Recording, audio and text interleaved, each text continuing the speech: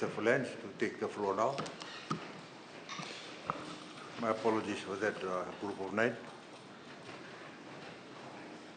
Honourable Speaker, the Honourable Prime Minister, Honourable Deputy Prime Ministers, fellow Cabinet Ministers, Leader of Opposition, fellow Members of Parliament, those who are watching in the gallery and those who are joining us live.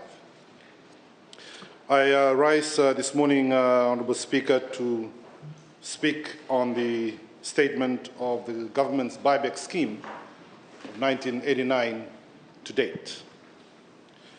The government's freehold buyback scheme was the initiative of the Rambuka SVT government in 1989.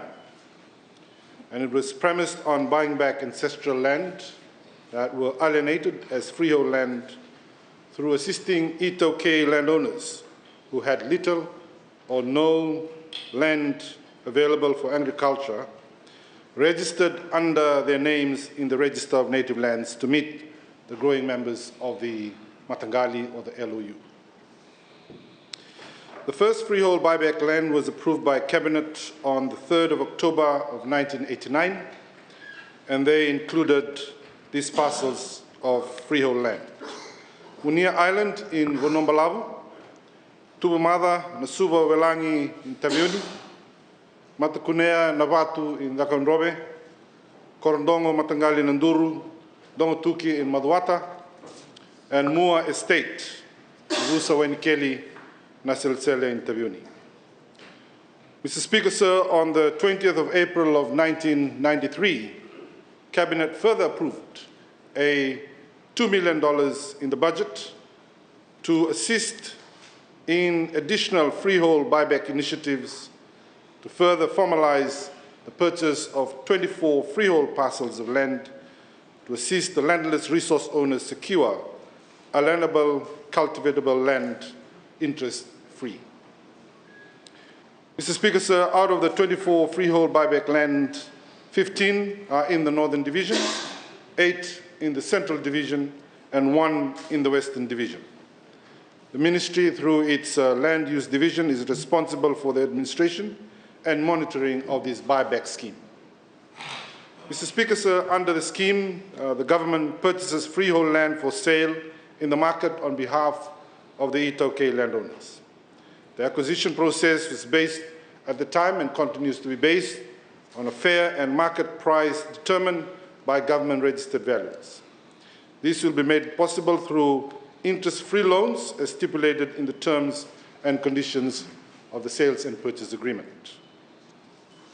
Mr. Speaker, sir, the main features of the sale and purchase agreement between government and the respective LOUs include the purchase amount shall be paid over a period of 30 years. Upon completion of the payment, the Director of Lands, on behalf of government, shall transfer the said land to the trustees in freehold status, and it shall not be alienated, sold, transferred, or exchanged except to the state. If the trustees default in payment of the monies as scheduled, then the Minister may rescind the agreement and require trustees to hand over the vacant possession of the land to the Director of Lands, and all monies paid shall be forfeited to the government. Subject to Cabinet approval, the terms and conditions of the agreement may be varied by mutual consent of the parties. Mr. Speaker, sir, Section 29(5) of the 2013 Constitution provides that all land that existed as freehold land immediately before the commencement of this Constitution shall remain as freehold land even if it is sold or purchased, unless it is sold to the state or acquired by the state for a public purpose under Section 27. Given this new constitutional requirement, the buyback land shall now revert, and have reverted since 2013, to qualified land-owning units in its current tenure as freehold land and not as Itoke reserve land as per initial sales and purchase agreement stated. Mr. Speaker, sir, so far, out of the 24 freehold buyback lands, 9 land-owning units have fully paid their dues, amounting to a return of 1.7 million to the state. To date, 7 land-owning units have paid off their debts, with parcels of land transferred are to the Abusa Nasuba in Tubumada Tabiuni in Dakonrobe, Wairuku Estate, Waibunia Sausau in Dakonrobe, Abusa Waindau, Nabuloa Bureta Obalau in Lamaiviti, Matangali Nailang Bokola in Nosori, Tailebu, Mua Estate, Abusa Wainikeli, Velangi Tabiuni, Namangumungua, Matangali Mbitolebu in Tserua, and as of last week on Friday, Tuwaindra and Nambu, Abusa Vungalei, Kasavu in Tailebu. Mr. Speaker, sir, 2 landowning units have fully paid their land parcels in addition to the 7, and their land parcels have yet to be transferred to them, and they are Matakunea, Matangali, Nasabanibonu, Nabatu, Subsabu, Dakonrobe, and Dendenga, Matangali, Naumisi, Namena in Tailebu. On the other hand, 15 landowning units have partly paid their dues with a total outstanding balance of just over 2 million, which is currently being monitored by the ministry. Mr. Speaker, sir, as a way forward, the current measures undertaken by the ministry to improve loan repayments are strengthening collaborations with our landowning units. Ministry, through the Land Use Division, continue to liaise with the trustees and landowning units and properly to advise them and assist them wherever it is relevant. Secondly, joint venture initiative, Land Use Division has successfully implemented joint ventures, initiatives, and resource owner-friendly concept to fast-track and assist land-owning units in repaying back their loans. Thirdly, leasing of their land for unserviced accounts, ongoing consultations and active marketing in leasing land to assist the landowning units in their payments. Ministry is currently leasing 11 freehold buyback lands to assist the landowning units who have defaulted in their payments. Mr. Speaker, apart from the successful applicants, the ministry has also rendered assistance to landowning units, such as redefinition of their boundaries for buyback lands that have been paid off, land use feasibility reports on potential developments, and ongoing consultation and assistance rendered for the transfer titles without any cost. Mr. Speaker, despite the success rate sitting at 37.5, meaning 9 out of the 24 buyback land schemes fully paid, the buyback scheme has greatly benefited the traditional landowners.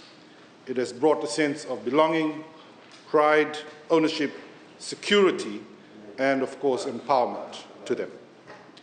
The ministry, through its land use division or the land bank, have always emphasized the right of equal access to land for all, including the vulnerable members of our indigenous Itaukei and those desiring to secure affordable parcels for their livelihood. Mr. Speaker, the journey that began 3 decades ago for the recipients of the buyback scheme is a journey that has been characterized by their determination, resilience, and unwavering commitment to posterity. The government and the ministry is therefore proud to be part of the journey by these landowning units. Over the years, the ministry has been steadfast in its commitment to provide fair, transparent, and effective and non-discriminatory administration for all buyback land purchased under the freehold buyback scheme. Mr. Speaker, sir, landowning units whose land have been handed over are always advised to cultivate their land to maximize its potential for productive purposes and generate significant returns for the landowning units. Furthermore, LOUs are always encouraged to pursue income-generating initiatives to benefit the current and future generations. Added to these are the intrinsic heritage attached to land, which hovers around reclaiming their culture, their identity, and indeed their future. Lastly, Mr. Speaker, sir, so I still have some time, in my present role as the Acting Minister for Home Affairs and Immigration, I wish to inform Parliament and the people of Fiji that our security personnel, men and women of the RFMF in the deployed units and regions of Lebanon, Syria and Golan Heights, Jerusalem, and in Sinai are all well, safe, and in high morale. Whilst they are there, they remain compliant with the safety protocols that are required of them in a very hostile region at present. I also urge all our citizens to remember our men and women in this region in the Middle East in their prayers whilst they go through a very turbulent and difficult time. Thank you very much, Honourable Speaker. Thank you, Honourable Minister.